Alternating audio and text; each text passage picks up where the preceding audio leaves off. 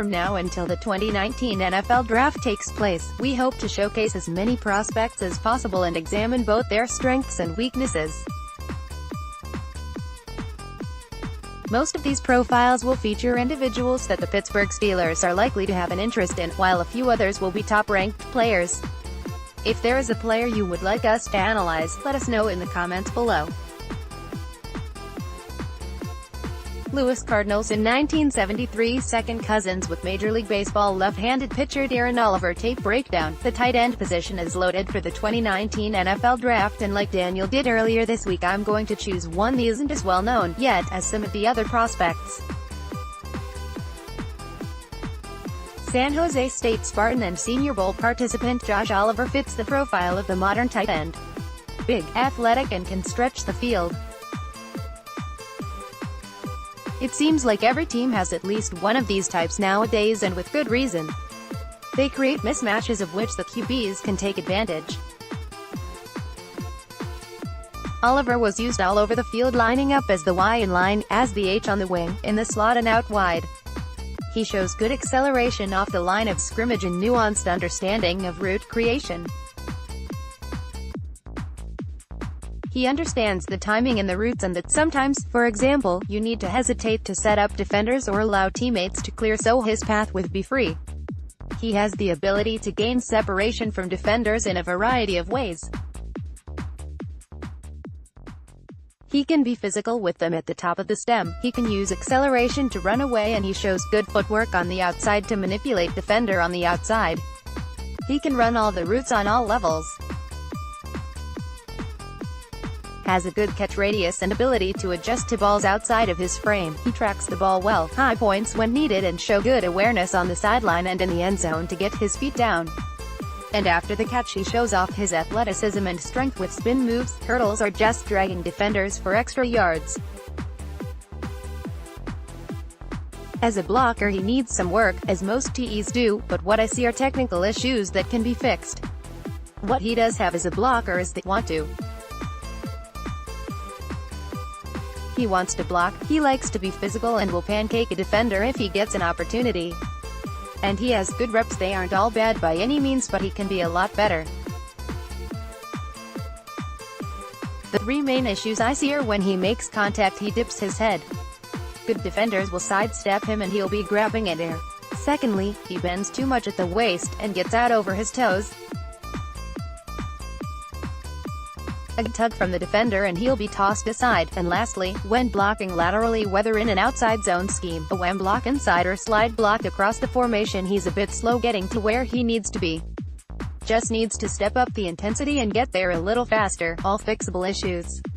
Another aspect I wanted to mention is his situational awareness. The little things he does that doesn't show up in the box score that could make a difference in the game. Covering up fumbles by teammates, making tackles on turnovers, and sticking his hand in front of defenders on errant passes to ensure there is no interception. Some plays and highlights that caught my eye. Versus Hawaii, from the left slot he runs an out and up. He gets behind the DB and gets up to high point the ball and then show his speed on a 70-yard gain. Versus Hawaii, again from the left slot he runs a shallow cross and shows off a spin move to make a defender miss and gets an extra 5 yards. Versus Hawaii, I really liked the play. 12 personnel and he is lined up on the right, as the Y, he and the Tay on the wing are going to cross and run double post routes. He releases to the outside to widen the safety. Once he straightens out, it puts stress on the defender and he's able to get inside, and again he goes up for the catch and TD. Versus Washington State, from the right wing, here is a pretty good rep while run blocking, and it shows that want to. I mentioned. He's got a good base and solid hand usage. You can see the head dip just before contact, but he has the leverage and leg drive and takes down the LB. Versus Washington State, from the right wing, this is a middle screen. Easy catch and gets upfield quickly. A defender has him wrapped up after a 5-yard gain, but he drags him for another 10. Versus Oregon, motion from the right wing in the red zone, he heads toward the back pylon of the end zone. He is turned to the inside and displays his ability to adjust to the ball, twisting his body to make a contested catch and get his foot down for the TD. Versus Utah State, split wide to the right, and this is an NFL catch.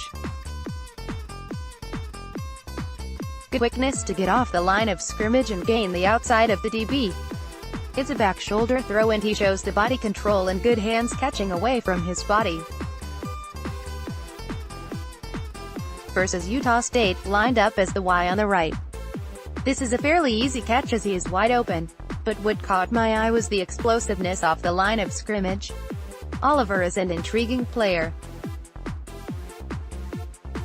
He played at a smaller school not known for its football prowess, but he performed pretty well against the Pac-12 teams they played, 11 receptions for 92 yards, 1 TD, in 2018. He's got all the physical traits you look for: athleticism, hands, football intelligence. To me he moves more like a big wide receiver than a tight end.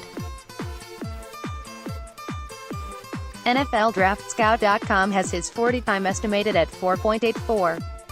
He looks much faster than that on film. His combined numbers could make a big difference in where he gets drafted, and I think he's going to test very well. He could be riser. I'm putting a pin in him for now and may plant a flag in him as one of my guys very soon. Projection: Round 4 with the arrow pointing up. Games watched: 2018 at Washington State, at Oregon, versus Hawaii, at Utah State.